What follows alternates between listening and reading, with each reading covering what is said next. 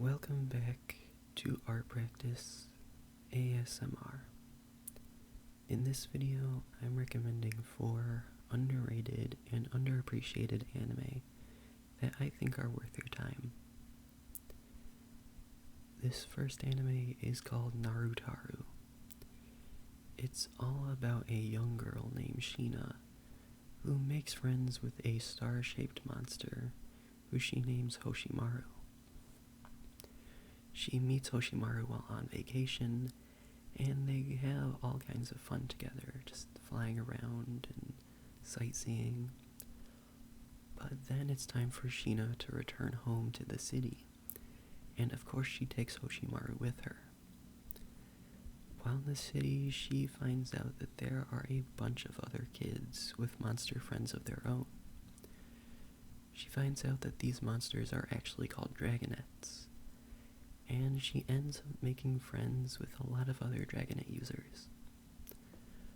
Unfortunately for Sheena and her friends, not every Dragonet user is interested in being friends. Actually, a group of them are much more interested in taking over the world. Narutaru is all about youth colliding with adulthood. The main cast of heroes are made up of young children in elementary school and early middle school, while all the villains are older middle schoolers and high schoolers. It's all about rebellion, trying to cling to your youth, trying to discover who you are. And this show gets really intense sometimes, partially in its themes, but mostly in the fact that this show is not always as cutesy as it presents itself. This show actually has a lot of intense fight scenes and death, and a lot of horrible imagery. Now, I'm recommending Narutaru, but not because I think it's particularly good. I personally enjoyed it, but I recognize that the adaptation wasn't up to the standards of the source material, which is supposed to be pretty great. The reason I'm recommending Narutaru is because recently a lot of older anime have been getting much better adaptations recently. Just look at Grappler Baki, which had an adaptation the same time Narutaru came out. That recently got readapted for a Netflix series, and it's supposed to be really good. So the reason I'm recommending this is because hopefully if people watch the anime or read the manga and just talk about it, maybe we'll see a revival that's much better than what we initially got. If you're actually planning on reading the manga, you should be aware that it's not completely printed in every country that it's available in. In America, they only got like the first 7 volumes, and I think it's only uncensored in French. Now on to an actually thematically similar anime. This one is called Magical Girl Sight. And if that name sounds familiar to you, it's because I've talked about it before in my edgy anime video. Magical Girl Sight is all about these girls who are going through intense abuse and bullying in their lives. And one day, while browsing the internet, these groups of girls all independently discover a website called the Magical Girl Site. The Magical Girl Site says that after accepting its terms of service, you will be given a magical stick that will give you the power to solve your problems. And of course, these girls get their sticks, and a bunch of crazy stuff happens. This anime has a lot of intense revenge fantasy. It also has a ton of intense and graphic representations of abuse, so that's a trigger warning if you're really not into that. But I'm really recommending this anime because it's kind of a diamond in the rough when it came out. This anime came out in 2018, and it came out at the time that there were a ton of different, like deadly magical girl shows coming out. This one I felt stood out from all the others because it felt like it was actually trying to be something, like it was trying to be emotional, and it was trying to be a force of good in the story that it was telling. Unfortunately, a lot of people passed on this anime or judged it too harshly because they felt it was too similar to Madoka Magica. But I feel that comparison is kind of unfair. In Madoka Magica, it's all about these young girls with happy lives becoming magical girls, and then their lives all get ruined by becoming magical girls.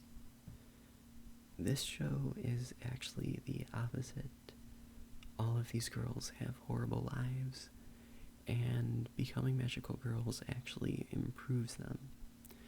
Whether it's through taking revenge on their bullies, or just the friends that they make through, discovering the other magical stick users. This show had a way more optimistic tone than Madoka Magica. And that's something that a lot of people didn't credit this anime with. A lot of people said that it was edgy for edgy's sake and that it was just way too dark. And I understand that. The first episode doesn't really represent the rest of the series. The first episode is intensely dark. It's very bleak. There are a ton of harsh representations of abuse. But the rest of the anime is much closer to JoJo's Bizarre Adventure than it is to Madoka Magica. The rest of the series is all about these girls overcoming their problems with the unique powers of their magical items.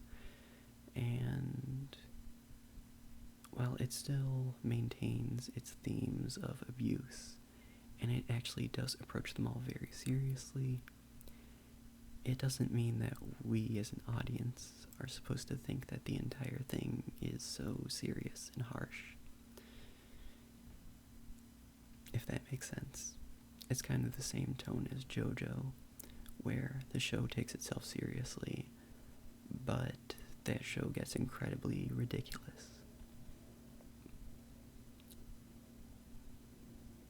I will say that I haven't seen a lot of people praising this, even though I thought it was a really good thing about this show.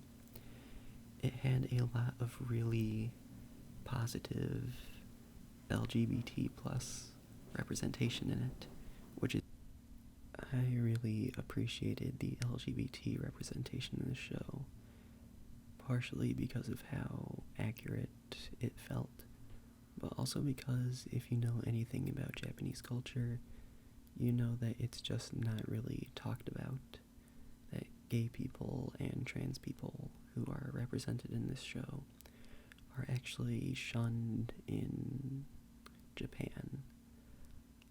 I'm not the best person to talk about this because I don't live there, but it's a huge issue, and it was very cool to see the way the show tackled it. Even if it wasn't in the forefront, it still did it pretty well. Now, before I talk about this next anime, I just want to mention that I listened to the footage and it sounded really quiet, so I've messed with my mic settings, And hopefully this sounds better and not absolutely horrible and loud. Anyway, this next anime is another one that I've talked about before, but I talk about this one a lot. This show is called Punchline, and it is all about a boy named Yuta who goes Super Saiyan when he is aroused, specifically when he sees a girl's panties.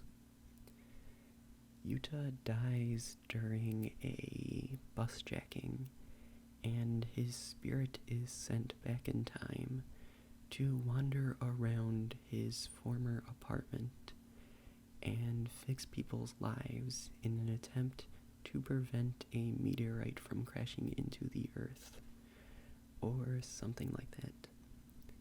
This show is absolutely crazy, much in similar ways as Fooly Cooly is, although this show feels kind of more grounded than Fooly Cooly, if that makes any sense. This show has a lot of intense Sakuga fight scenes and hand-to-hand combat, but a lot of the general episodes are more about the daily lives of the people living in this specific apartment complex. And I really enjoyed those aspects of the show. The place I felt it shine the most was when it goes completely crazy and they have their amazing climaxes during the mid-season point and the finale. This show goes absolutely hard when it wants to, and it is very impressive. I've mentioned the Super Saiyans and the hand-to-hand combat. This show also features a lot of magic and spirituality, as well as ghost possession and robots. There's also a mech battle towards the end of this show, and there's just a lot of crazy things that this show is filled with that I absolutely appreciated. Like I said, this show came out in 2015, and I watched it because of a clip I saw on Reddit of a cat showing human cat porn, and I thought it was hilarious, so I checked out the rest of the show, and it turned out to be a show that was more emotional than I even expected. I think what turned people away was all of the fan service and panty shots, but I felt it was more tastefully done than what people assumed. If you enjoyed Konosuba, this show has a lot of its handling of fan service, just like that show. But unlike Konosuba, the fan service actually serves as a brilliant plot device. Brilliant, but it was a plot device in this show, unlike Konosuba, where it's just kind of a joke, reference, satire thing. Anyway, there is not much more than I can say about that show. So let's move on to the next one, which is another show that I can't stop talking about, called Planet With.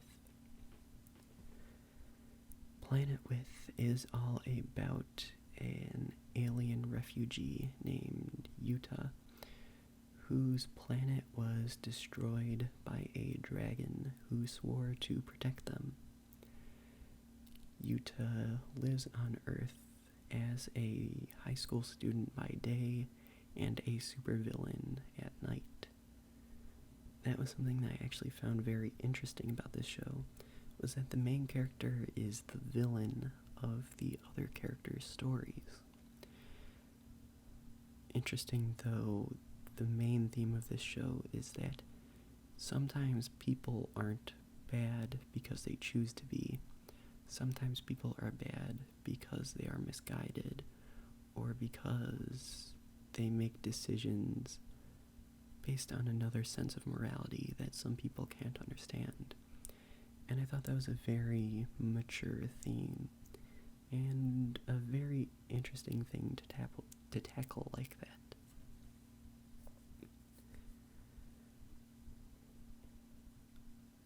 One warning about the show, not really a warning, but it features a lot of CG fight scenes. This anime is a mech anime, and if you're not into CG, then you might not be into this, but I felt that this show actually handled the CG much better than a lot of other shows I've seen. The CG was actually brilliant, but not in the way that Land of the Lustrous was. This show doesn't try to replicate any 2D aspects that people like. This show leaned in hard onto the CG aspect and fully used the whole three-dimensional range of motion. It was actually something that elevated the fight scenes more than it could have been if it was 2D. And I thought that it was pretty amazing. The fight scenes are made that much better by the amazing sound design that this anime features. Every hit that the mechs take hit absolutely hard, and it was very fun to watch. Anyway, I am coming to the end of this video, so I want to thank you for watching, and if you like it, give it a like. If you want to see more, then subscribe. Thank you, and goodbye.